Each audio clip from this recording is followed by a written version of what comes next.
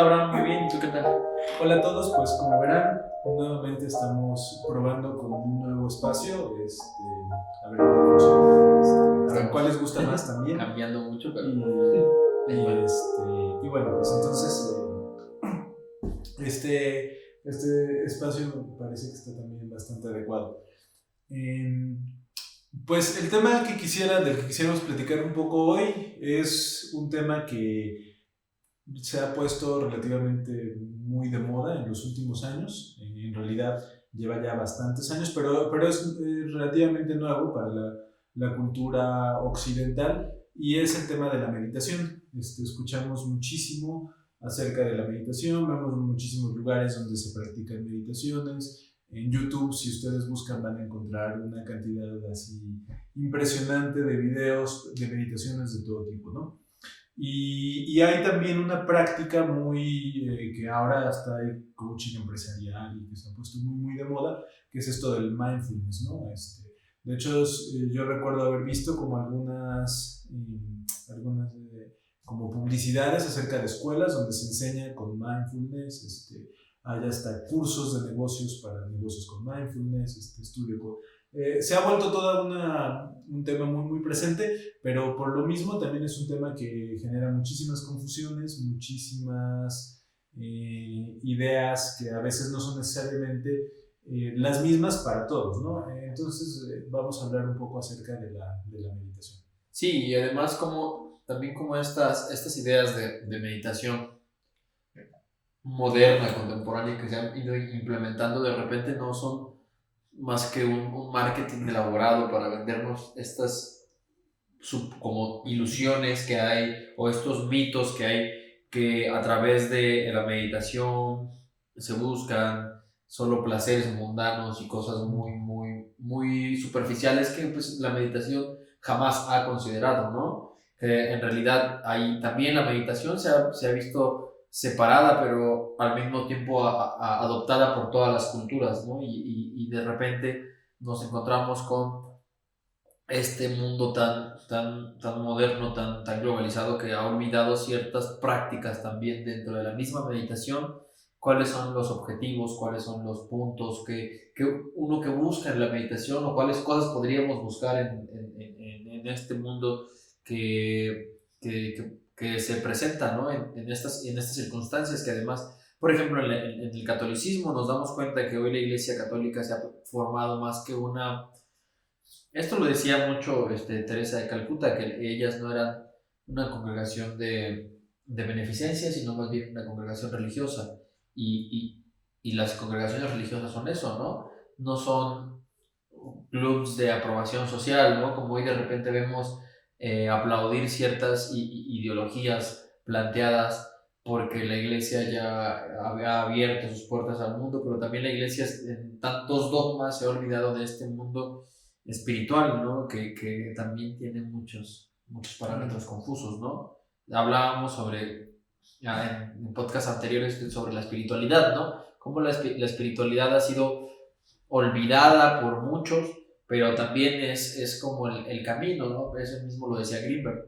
El hombre busca la trascendencia, ¿no? Y la existencia de este plano material nos ha hecho creer que esto es todo lo que hay y que nosotros permutamos en este plano y que nuestra vida tiene que girar en torno a esto, ¿no? Y la meditación es justamente, bueno, parte de la meditación es el darse cuenta de que no, de que el plano en el que existimos tiene otras profundidades, otras trascendencias, otros momentos, que además que la existencia no está condicionada solamente al ente material, sino que también somos un ente espiritual y esa división no es en realidad más que un camino, no una división como tal, ¿no? Sí, pues hay muchísimas como aproximaciones a este tema que se ha vuelto como muy reciente, o sea, está muy presente ahora. Pero sí, hay tradiciones muy antiguas de meditación, probablemente por antigüedad ininterrumpida, las culturas asiáticas, particularmente todas las tradiciones que derivan de la India, son las que tienen un historial así de meditación de mucho más bueno, tan solo cuando empieza la tradición budista, hace 2500 años, hace más o menos 2500 años, un poco más, ya había una tradición milenaria de meditación, ¿no?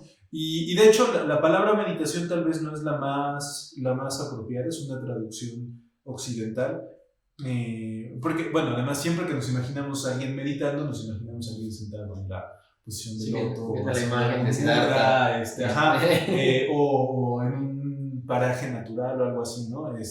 Hay algo de cierto en estas imágenes, hay algo por qué nos viene esta idea de meditar. No es, desde luego, la meditación, como se entiende en la tradición oriental, en las tradiciones budistas, no es exclusiva ni del hinduismo, ni del brahmanismo, ni nada. De hecho, tampoco tiene para nada una connotación religiosa.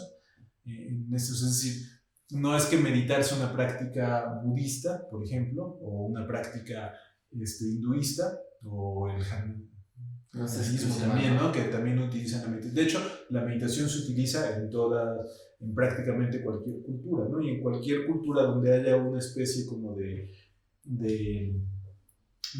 profundización hacia el interior, podríamos hablar de un tipo de meditación. Muchas veces meditar tiene que ver, lo asociamos con la idea de cavilar, ¿no? Con estar reflexionando, con estar pensando. También hay algo de cierto en esa idea, pero hay muchísimas confusiones de cómo hay. De hecho, la palabra sánscrita que se utiliza para hablar de meditación, su traducción no sería meditación, su traducción más cercana sería cultivo. Entonces, lo que se hace en la meditación, en estas tradiciones, es cultivar algo, ¿no? La palabra, por ejemplo, tibetana para hablar de meditación es Gom. Y Gom tampoco tiene, o sea, no, la traducción más cercana que habría sería así como familiarizarse. Y en estas tradiciones, el chiste de la meditación es conocer la mente, ¿no? Conocer este aparato psíquico con el que pues, estamos todo el tiempo, ¿no? Y la idea es conocerlo y cultivarlo. Entonces, claro, hay muchísimas como ideas al respecto. Por ejemplo, como esto de las meditaciones como relajación, o sea, casi como de spa y todo. O sea, todas vienen de algún lugar, viene de dónde, pero podríamos decir que la meditación, por utilizar la palabra occidental, tiene que ver con un trabajo de interiorización y un trabajo de cultivar ciertas cualidades y de conocernos mejor, ¿no? De conocer hacia el interior más qué es lo que estamos haciendo, cómo estamos reaccionando, qué es lo que nos impulsa, ¿no? Sí, y que además, por ejemplo, tomando en cuenta algunas cosas, recientemente hubo una charla con César y él platicaba algunas cosas. César es un invitado que tuvimos en unos podcasts anteriores y nuestro único invitado hasta ahora, pero próximamente tendremos más. Estamos trabajando en eso. Ya estamos a puertas de otras. Pero él hablaba sobre cómo el primer paso, por ejemplo, la primera dificultad que nos encontramos en la meditación, y que no solo lo decía él, por ejemplo, en este libro, La dicha de la felicidad, se llama el libro, es de Rinpoche. Ajá. Rinpoche. Rinpoche. Ajá. Rinpoche es un término, bueno, para quienes no estén tan familiarizados con la tradición tibetana, Rinpoche es un término genérico, ¿no? O sea, hay muchos Rinpoches, que es como un maestro muy apreciado. Pero bueno, justo coincidía con una idea muy del catolicismo y muy también de esta idea búdica que planteaba este escritor. Era sobre la primera dificultad con la que nos encontramos al meditar es el silencio, ¿no? El silencio el silencio es una ilusión en términos materiales, ¿no? Alcanzar el silencio absoluto pues es una dificultad inherente del humano, tal vez una imposibilidad misma del ser humano, ¿no? Tal es así que en estas cámaras de silencio que se han hecho actualmente muy modernas, que se insonoriza por completamente una habitación y que nos damos cuenta de que las paredes están perfectamente aisladas y que ningún sonido entra, el humano al no tener sonidos exteriores empieza a percibir los interiores, y en los interiores físicos, ¿no? Empiezas a escuchar los latidos de tu corazón, el circular de tu sangre y muchas de estas ondas que terminamos olvidándonos por todos los ruidos exteriores, pero el silencio en ese momento nos damos cuenta de que el silencio como absolutismo, como un absolutismo existencial, pues es una imposibilidad humana, ¿no? Al menos dentro del cuerpo físico no es una posibilidad si se ve el silencio como la ausencia del sonido. En la ausencia del sonido, pues no es posible. Pero en la ausencia de los ruidos interiores sí, que es calmar como todos los pensamientos, ¿no? Como calmar todas estas ideas existentes, que justamente César, por ejemplo, hacía una analogía muy interesante, ¿no? El Jesús en la barca, ¿no? Cuando va Jesús en la barca y de repente se desata una tormenta y todos entran en pánico porque el Jesús está dormido y entonces lo despiertan y le dicen que los ayude, que se van a hundir, ¿no? Y él contesta, su palabra es hombres de poca fe. Y entonces a él habla al cielo y le dice, calla. Y entonces las tormentas se calman y ellos se dan cuenta de que en realidad, pues, este ir en la barca en realidad implica es una cuestión de fe, de saber de que nuestra conciencia, por ejemplo, misma, también está llena de ruidos exteriores, ruidos que nos van a atorar con ciertas ideas y que al final terminan siendo estas ideas el enemigo a vencer, ¿no? El enemigo a vencer es poder de verdad encontrarte a ti mismo y darte cuenta de todas las cosas con las que te vas a tener que enfrentar, ¿no? La verdad os hará libres, pero ¿qué verdad? La tuya. Y entonces la verdad la verdad es la con la que te tienes que enfrentar. Son esas ideas que hemos segregado, esos miedos que hemos olvidado, esas luchas que hemos dejado atrás y que nos toca como enfrentar, y la única manera de hacerlo y de enfrentar estas ideas pues es enfrentando el silencio, pero el silencio de repente termina siendo una imposibilidad tremenda, ¿no? Sí, claro. Por ejemplo, vemos en nuestra cultura que estamos continuamente expuestos a estímulos externos, ¿no? Y es muy difícil como lograr estos momentos de silencio, como decía, incluso silencio exterior.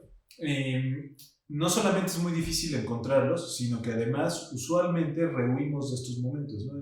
Cuando estamos solos queremos tener un libro, queremos, o sea, y ya tener un libro ya será algo bueno, ¿no? Es como, está bien, ¿no? Tiene un libro, ¿no? Pero cuando estamos solos queremos tener, pues ahora cada vez menos, ¿no? Ya estas generaciones no, cada vez estamos menos con esta distracción de la televisión, pero todavía hay generaciones anteriores, o muchos de nosotros cuando éramos niños, la televisión era como una vez que tenías tiempo libre, veías la televisión, o veías una película, o veías, bueno, ahora con el Netflix y todo, de alguna manera se cambió, ¿no?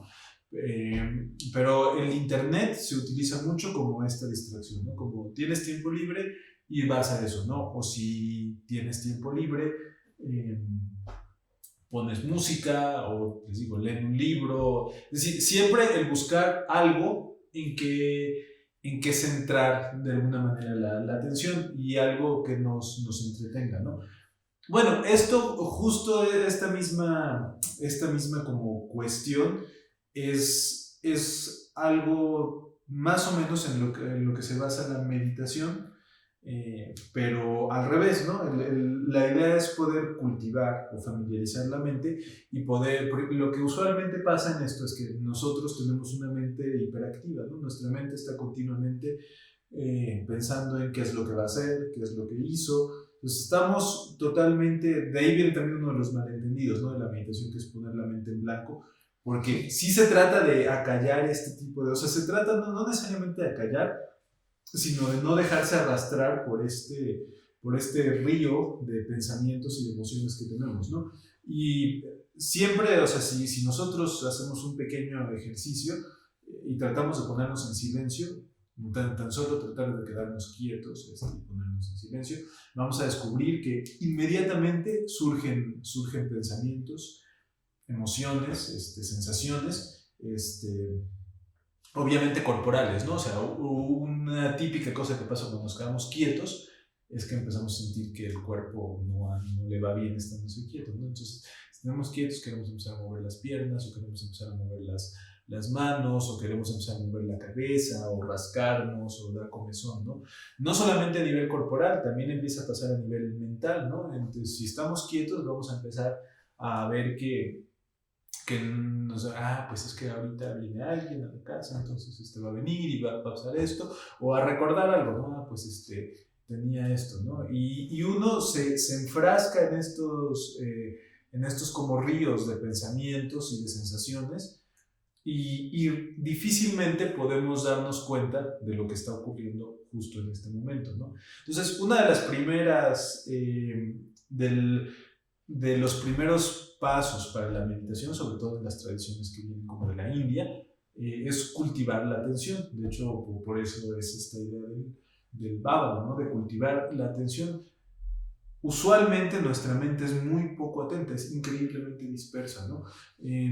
Para los que somos músicos, o sea, nosotros podemos ver qué tan arruinado está nuestro sentido de audición, porque usualmente escuchamos, y cuando estamos escuchando estamos haciendo juicios sobre, ya no escuché esta parte que tenía que escuchar, o esto sonó bien, o en fin, un montón de cosas que no tienen que ver con lo que está ocurriendo, sino que tienen que ver con nuestras proyecciones o con nuestros recuerdos o prejuicios sobre lo que nosotros pensamos que estamos escuchando, ¿no? Entonces, en este sentido, a veces, y por eso también viene esta idea del mindfulness, ¿no? que viene como de estos ejercicios meditativos. Un primer intento se trata de asentar la mente, de hacer parar no hacer parar este flujo necesariamente, de parar este flujo de pensamientos y este río de ocurrencias mentales, pero por lo menos poder notar que estamos viendo un río de ocurrencias mentales y que son ocurrencias mentales, ¿no? Es decir, que se están generando ahí. Y esto es lo que en las tradiciones que provienen de la India se le conoce como shamatha, ¿no? Es esta idea de apaciguar la mente para poder enfocarla y para poder desarrollar atención puntual y focalizada, ¿no? De ahí que uno de los principales ejercicios, que parecería casi una babosada, pero no es tan fácil, y si lo intentamos, o sea, cuando lo intentamos o sea, es muy fácil darse cuenta cómo ni siquiera podemos mantener de manera prolongada nuestra atención en la respiración, ¿no? Una de los primeros ejercicios que uno puede hacer es, por ejemplo, poner atención a la respiración. Entonces, poner atención al inhalar y al exhalar, ¿no? Y uno puede incluso estar con soportes como contar las respiraciones, pero si uno empieza a hacerlo, va uno a observar que estoy 1, 2, a lo mejor 1, 2, a la tercera ya me empiezo a acordar de algo, ¿no? Y puedo estar más o menos como yendo y viniendo, ¿no? Entre 4 y me estoy acordando de algo, ¿no? 5 y dejé la cafetera prendida, ¿no? 6 y con cualquier cosa. A la séptima ya me fui con la cafetera y con que lo dejé prendido, con cualquier cosa, ¿no? O con que tenía que practicar unos pasajes porque mañana tengo un ensayo y ese pasaje donde está un signo. Y yo estaba tratando de contener la atención sobre la respiración, ¿no? Que termina siendo muy difícil, ¿no? Muy difícil, ¿no? Ahora, no es, al menos no para no es el objetivo quitar esos flujos mentales, ¿no? De hecho, hay un dicho, me parece tibetano, que dice: quien se esfuerza mucho por tener la mente en blanco acaba con la mente en blanco, ¿no? Entonces, no se trata de tener la mente en blanco, sino por lo menos reconocer de dónde vienen y cómo surgen todos estos procesos y estas formaciones mentales, porque además son estos procesos y estas formaciones mentales las que nos empujan a actuar, ¿no? Es decir, es por eso que estamos haciendo todo, ¿no? Y bueno, esto sí es un sentido un poco más, tal vez, hasta antes de esto que vamos de lo que voy a hablar, todo esto de poner atención tiene que ver con algo religioso, con simplemente una cosa de poder conocer mejor qué es lo que está haciendo uno contra el aparato psíquico, ¿no? Para tradiciones religiosas como la tradición budista, es justo estos impulsos mentales los que nos generan condiciones existenciales, ¿no? O sea, nosotros creamos nuestra realidad a partir de estos impulsos mentales, y de ahí también que es muy importante poder reconocerlos, ¿no? Decía Jacobo Greenberg, en su libro En busca del ser, ¿no? En una plática con uno de los grandes chamanes de la India, ¿no? Pasaste tanto tiempo buscando que te olvidaste de encontrar. Es más o menos esa percepción, ¿no? Y además, haciendo reflexión justo a todo lo que decías, me vino un par de ideas que me parecen muy puntuales resaltar, ¿no? Más en especialmente aquellas personas que tienen en contacto con el contacto y esta labor tan importante, este llamado a ser los guías las personas que van a guiar y construir a una nueva persona para el mundo, ¿no? Los nuevos padres, los nuevos tíos, los nuevos abuelos, todas las personas que tienen esta responsabilidad. El llamado al darse cuenta de que toda esta selección a los estímulos externos no son más que el adoctrinamiento para el que el niño después tendrá todas las dificultades existenciales.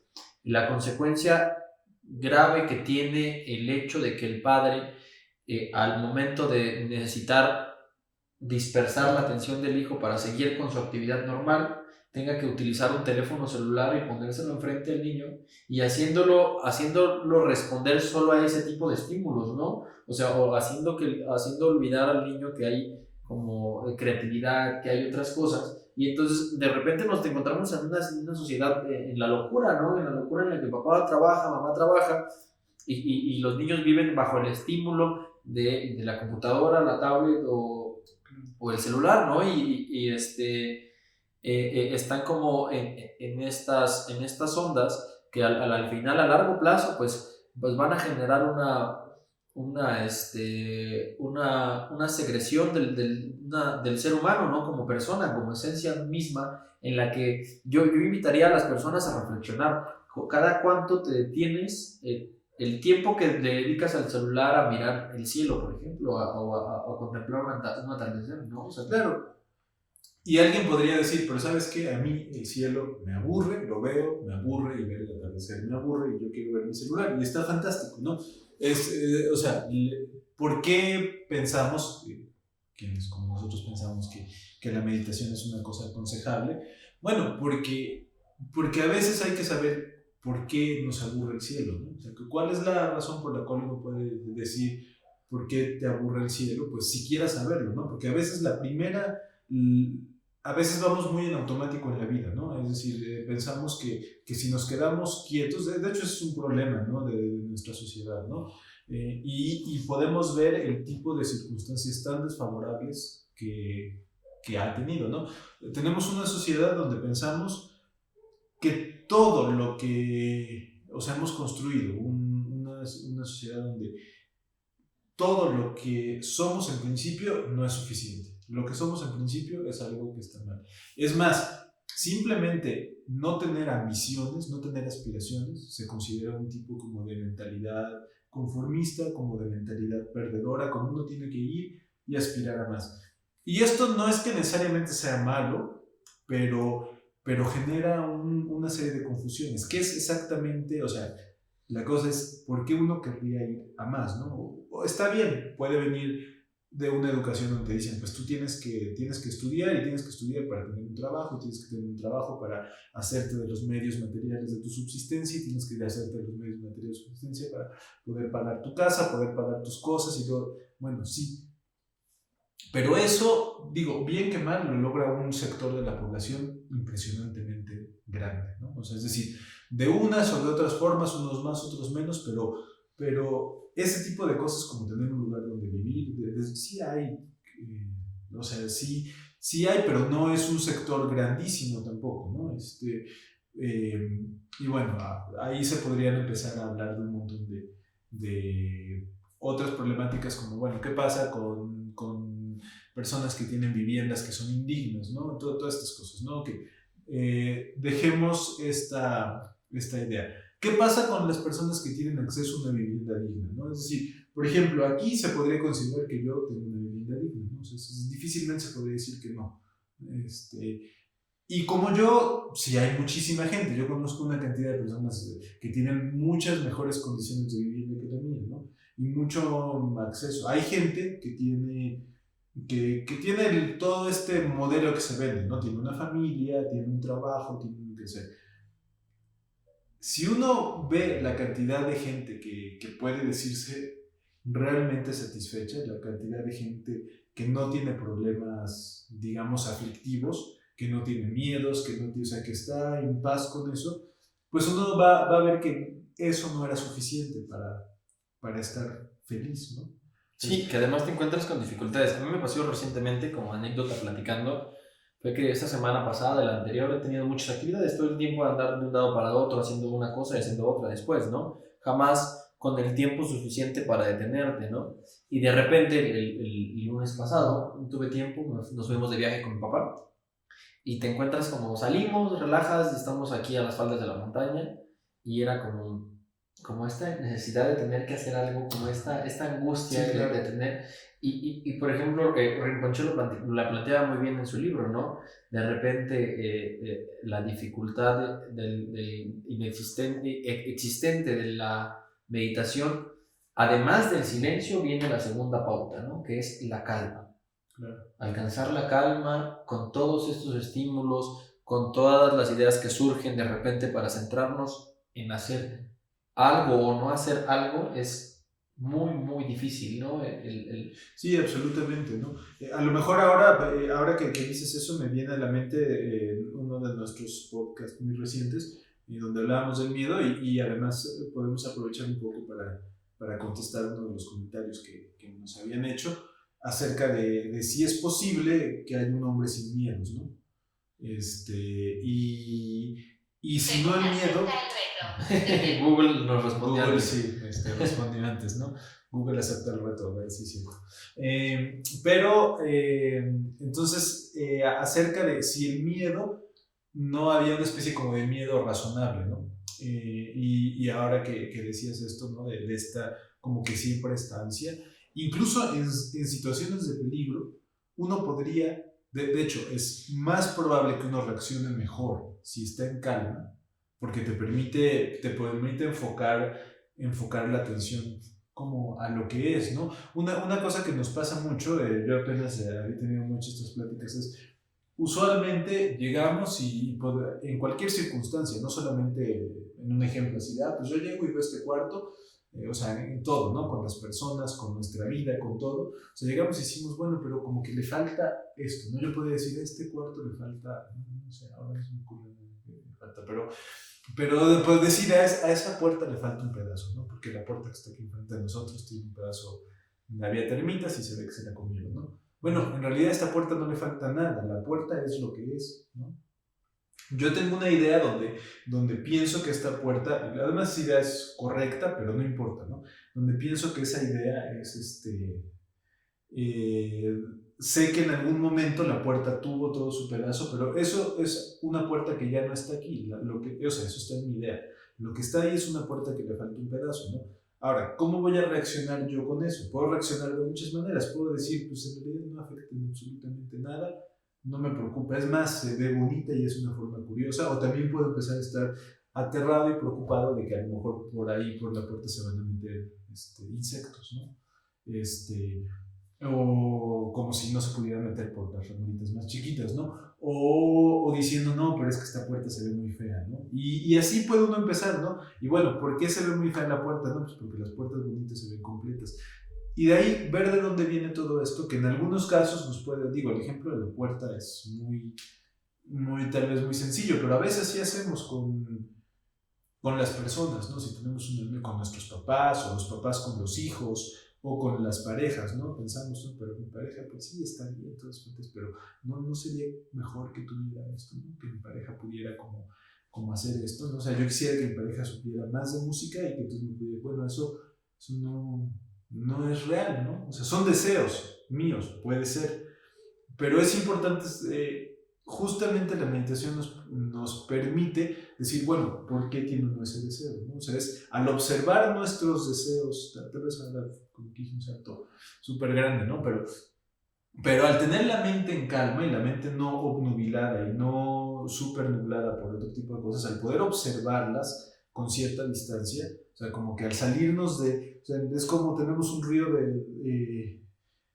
es como si estuviéramos viendo una película, ¿no? Entonces nos pasamos la película y podemos estar emocionadísimos, ¿no? Es más, podemos llorar con las películas, ¿no? A mí particularmente me pasa que si veo que a alguien le dispara a un perrito, me siento muy feo, ¿no? Entonces, tengo dos opciones, o irme con este sufrimiento de que le dispararon a un perrito que era toda nobleza en la película, o darme cuenta que es una película y entenderlo como lo que es, como una película, ¿no?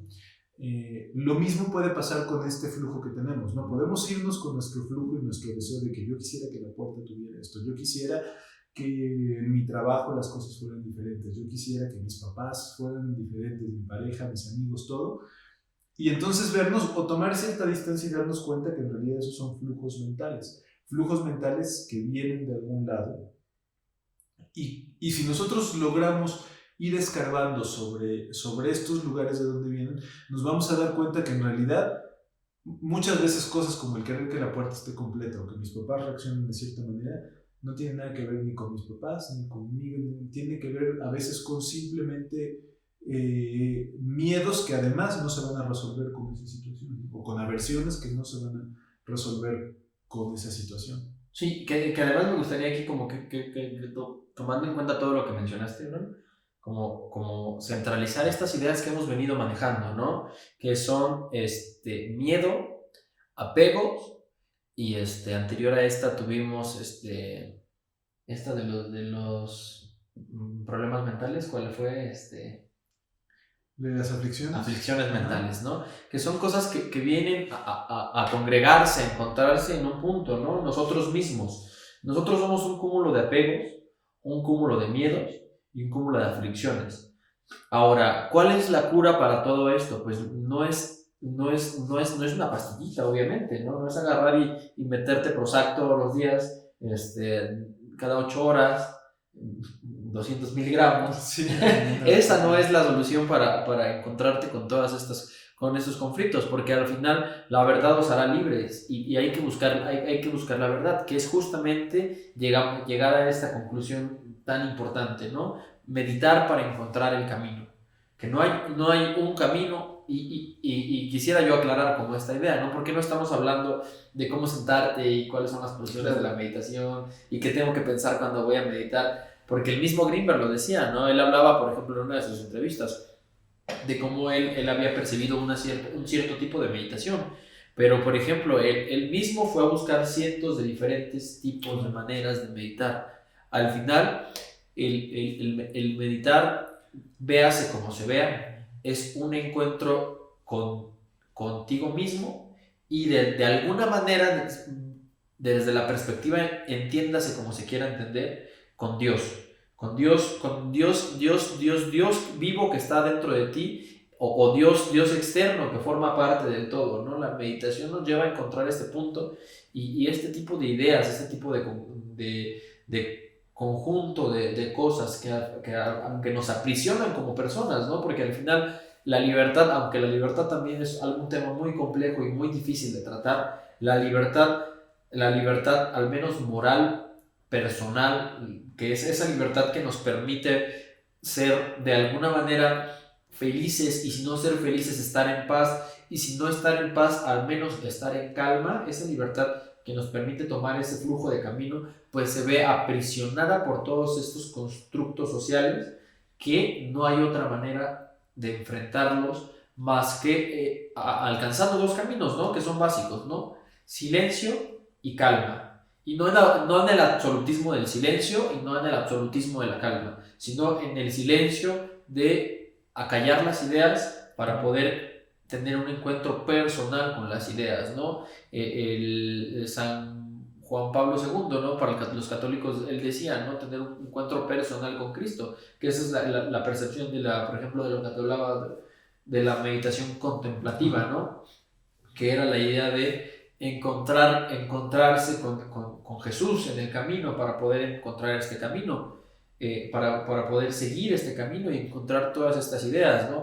El catolicismo tiene algo personal bueno, no personal, algo moral muy profundo, ¿no? Que son estas ideas de que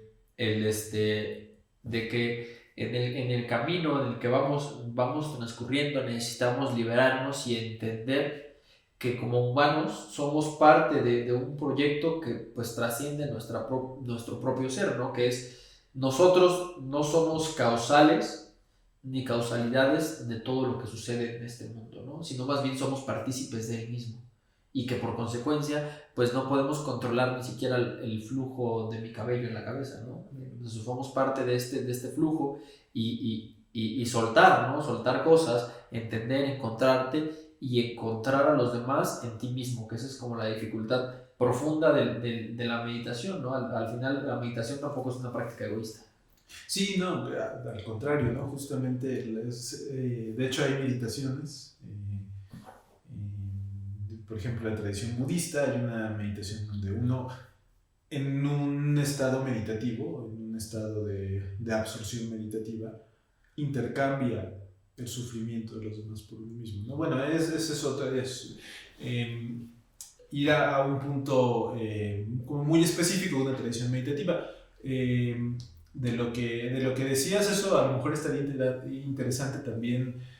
Puede ser una discusión muy, muy interesante, y yo creo que si se hace con apertura puede dar resultados muy, muy curiosos, ¿no? Porque existe, por ejemplo, desde la perspectiva budista, en cuanto a la cuestión religiosa, que en realidad ya no es relevante hasta cierto punto, la perspectiva teísta o no teísta, no en el sentido de si existen dioses, porque, por ejemplo, en la mitología griega, ¿no? Podemos ver que existe un sinnúmero de dioses, ¿no? Está Zeus, está Hades, está Hera, en fin, ¿no? Pero ellos no gestionan ni son causa última del cosmos, ¿no? O sea, son personas, o sea, estos dioses o los dioses, incluso la verdad es que conozco poco, es súper feo reconocerlo, pero conozco poco de la cosmovisión, de las cosmovisiones prehispánicas, y yo no sé si hay un punto en que no estoy seguro si la cosmovisión de las culturas prehispánicas aquí en México hubieran considerado que existía un gestor y causa total personificada en la figura de Dios. Me parece que, bueno, como tomándose en cuenta, yo no yo coincido con la idea, yo no la inventé ni la expliqué. Viene en este libro que se llama La Conquista Musical de México, que habla justamente de cómo la manera en la que se dio la conquista fue a través de la música y la danza. Y bueno, en el mismo narra una idea de los dioses y el genocidio, ¿no? Pero, que una de las ideas basadas en el... Yo los invito a todos a investigar esta idea, es muy, muy profunda, el libro es muy fácil de encontrar en línea y en muchas bibliotecas y librerías, ¿no? Que es la idea de Ometeu, el dios que por esencia es la vida, ¿no? No recuerdo exactamente la traducción, pero Ometeu es como el origen del dios de todo lo que existe en este mundo para la idea. Sí, siempre hay, perdón la introducción, sí, creo que hay un pequeño problema al que nos enfrentamos, por ejemplo, en el caso de las tradiciones prehispánicas. Las tradiciones prehispánicas fueron explotadas, aplastadas, y lo único que nos llega a nosotros ahora como de manera oficial, sobre todo si uno quiere leer libros, son traducciones, y muchas veces estas traducciones son traducciones o son recopilaciones que hicieron los primeros frailes, que fueron las primeras personas. Entonces, yo recuerdo que alguna vez estaba leyendo el Popol Vuh y yo decía, esto huele a judeocristianismo, o sea, pero es impresionante, ¿no? Entonces yo no sé hasta qué punto sea incluso posible en este momento rastrear qué era lo que realmente había en las cosmovisiones prehispánicas, ¿no? Ha sido tan fuerte y ahora en el posmodernismo y todo se ha criticado muchísimo, independientemente de si hay cosas criticables, cosas rescatables, lo que sea. Esta idea judeocristiana de un Dios como el Dios que se propone en el Antiguo Testamento, o sea, de una persona, un creador, una razón para todo, y además quien tiene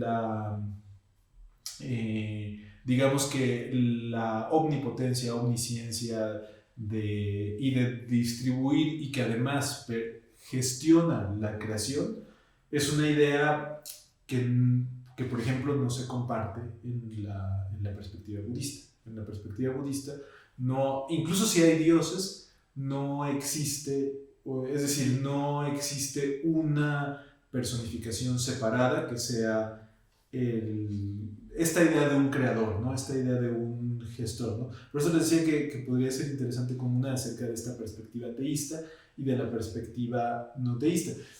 Todo esto salió porque en la meditación, por ejemplo, en la tradición budista, no es tanto el encontrarse con esto. Todo depende, ¿no? ¿Cómo se, o sea, si uno lo entiende como budeidad, a esta idea de Dios, pues sí, pero digamos que para no meternos en problemas de términos, a mí, por ejemplo, hay una palabra que me gusta mucho, pero desde luego yo no, a pesar de que crecí como católico y todo, no hay muchas cosas que me hicieron buscar otros caminos, pero siempre me gustó mucho la idea de divinidad, ¿no? La idea de divinidad es una idea que bueno, ahora estamos ya divagando un poco, ¿no? Ahorita regresamos a la meditación, pero la idea de divinidad es una idea que a mí me gusta mucho, ¿no? Es esta idea de la divinidad. Porque siento que cuando hablamos de Dios, estamos creando un otro, ¿no? Estamos automáticamente refiriéndonos a un otro, ¿no? A un aspecto. Pero bueno, eso será tema de otro podcast. Pero regresando un poco a lo que decía, sí, muchas veces esta idea de meditar, de estar consciente de dónde vienen estos flujos, de dónde vienen, tiene que ver con esta posibilidad de observar las cosas y de observarlas como en el frescor de lo que está aconteciendo, ¿no? O sea, como que en el momento, porque lo que puede pasar muchas veces es que no solamente cuando estamos reflexionando o juzgando o viendo algo, sino toda nuestra vida estamos movidos por impulsos que a veces no son ni los más afortunados para el momento presente, ¿no? Para lo que está aconteciendo, ¿no? O sea, a veces cuando uno es chiquito, por ejemplo, ¿no? Eso pasa mucho, ¿no? Si algo no sale como queríamos, nos molestamos, pero no solamente está la molestia de esto, sino que además dejamos que esa molestia nos inunde, ¿no? O sea, muchas veces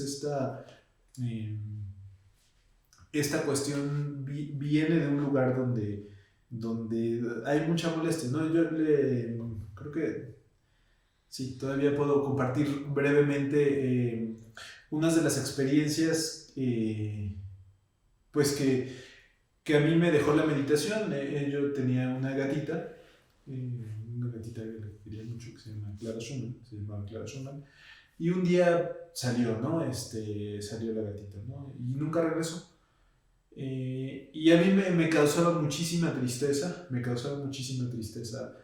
este hecho. Me acuerdo que cuando me di cuenta, o sea, que pues ya no iba a regresar, yo iba a ir a una función de danza que se iba a hacer muy cerca de acá, iba en el transporte público y me acuerdo así que ya un poquito antes de llegar me tuve que bajar porque tenía muchísimas ganas de llorar, ¿no? Estaba como muy triste. Entonces, al terminar el día, justamente haciendo meditación, como que empecé a decir, bueno, pues ya se fue, ¿no? Está bien,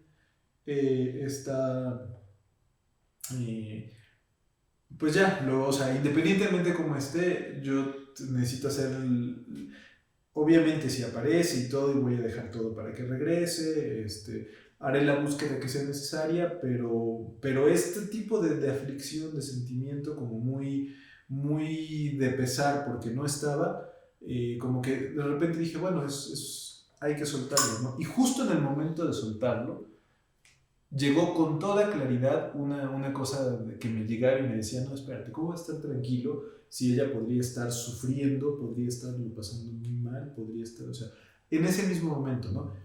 Gracias a la meditación yo me di cuenta que eso no tenía nada que ver con la gatita, ¿no? Entonces, a lo mejor eso era real, ¿no? Ojalá que no, yo de verdad deseaba que no, pero tampoco estaba en mis manos hacer algo en ese momento. Yo lo que estuvo en mis manos lo hice, ¿no? En ese momento, esa energía que me decía, oye, ¿cómo te vas a sentir bien si la gatita está sufriendo?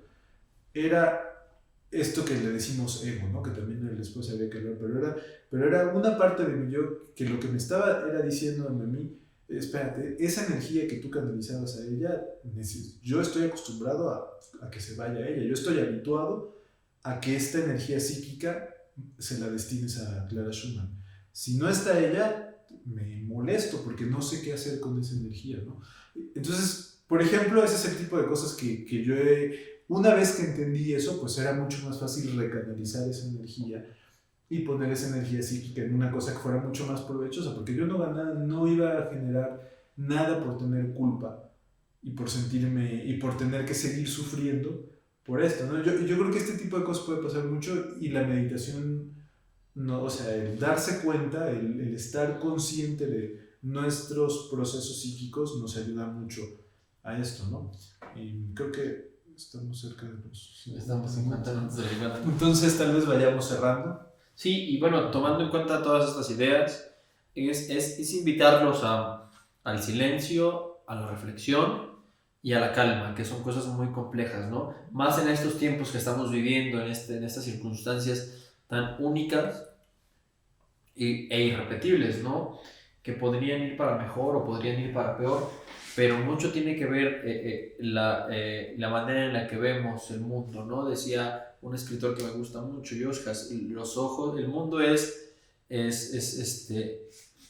reflejo de tus ojos, ¿no? Que es una realidad difícil de vislumbrar en estas circunstancias tan penumbrosas, tan de repente tan penosas, darnos cuenta que es necesario detenernos y meditar. Meditar es importante. No meditar en el aspecto de pensar en las circunstancias, sino en el aspecto de reflexionar de manera profunda y interior todo lo que pasa para con nosotros, ¿no? No solo con nosotros, sino para con nosotros. Todo esto que nos envuelve, todas estas circunstancias que nos pasan, ¿no? A mí me gustaría como invitarlos también a la reflexión. Desde mi aspecto muy, muy cristiano, hay una oración muy, muy bonita que plantean los alcohólicos, no sé si es de ellos en realidad, es esta de Dios concédeme serenidad para aceptar las cosas que yo no puedo cambiar, valor para cambiar las que sí puedo y sabiduría para discernir la diferencia. Y esas circunstancias en este momento, en estas ideas de meditación, pues es bien importante encontrarnos y encontrar al otro en nosotros. Sí, ahora hay con tanta información y con tanto que se escucha, uno puede encontrar mucho este tipo de cosas. Yo esta misma frase, muy parecida, la veo o sea, como si hubiera venido del Buda histórico. Pues, ¿no? O sea, pero bueno,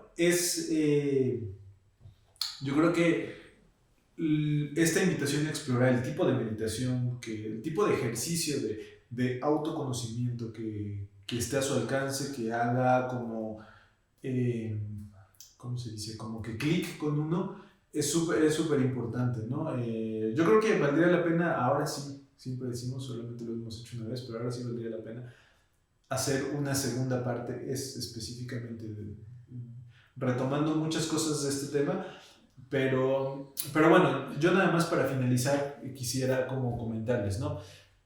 Muchas veces, y hoy se ve mucho, ¿no? Pensamos que teniendo legislaciones, que teniendo reglas, que teniendo leyes o condiciones sociales, que son finalmente un abstracto, vamos a tener una sociedad mejor y más feliz, ¿no? O sea, creemos que se legalizan ciertos derechos, que si se les deja a unos, que si las penas son más fuertes para los que infrinjan, vamos a tener una sociedad más plena y más feliz. Y eso realmente puede ser una falacia. Ninguna ley escrita va a impedir que alguien cometa un acto de violencia en contra de otro, ¿no? Esa ley escrita lo único que dice es que si tú la cometes vas a recibir una sanción, ¿no?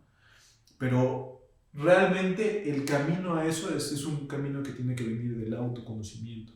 Cuando nosotros nos lastimamos a nosotros mismos, sufrimos con nosotros o hacemos sufrir a otros, es porque hay una energía ahí que se manifiesta de una manera muy poco afortunada, ¿no? Y este tipo de ejercicios, cualquiera que quede cerca en la tradición que haga sentido para cada quien, pues nos puede dar esa oportunidad, ¿no? De saber por qué, porque yo sí estoy convencido de que no existe una sola persona que quiera causarle mal a otros por causarle mal. Si alguien quiere causarle mal a otro ser, es porque cree que tiene un beneficio, ¿no? Yo, por ejemplo, soy vegetariano, ¿no? Entonces, nunca pienso que una persona que come tacos esté comiendo tacos porque quiere hacer sufrir al animal. Esa persona come tacos porque quiere disfrutar de los tacos. Entonces, no creo que haya alguien que quiera comer tacos por poder matar a un cerdito, ¿no? Comen tacos porque les gustan, porque creen que es un buen sabor, porque creen que además las proteínas son de beneficio para su cuerpo. Yo creo que así podemos extenderlo a todos, ¿no? Y cuando entonces hacemos cosas que están lastimando a otros, pues sería bueno saber por qué es necesario, ¿no? Es más, ni siquiera voy a decir que no es necesario, porque no sé. O sea, si de veras nosotros estamos convencidos de que eso es necesario, ¿no? Y pues espero que... Pues ya este tema fue muy interesante, fluyó más de lo esperado. Sí. Y pues síganos en nuestras redes sociales, YouTube, Spotify, Facebook e Instagram. Estaremos ya un poquito más activos, hemos estado un poquito ausentes por todas las actividades que no se nos han encontrado, pero ya vamos regresando, de a poco vamos retomando el ritmo para tener muchos más y prometemos pronto tener más invitados. Y sus comentarios, de verdad que eso nos ayuda a enriquece reflexionar, mucho, ¿no? Y nos da mucho a dónde ir. Pues gracias y nos vemos en Hasta la la próxima. próxima. Chao.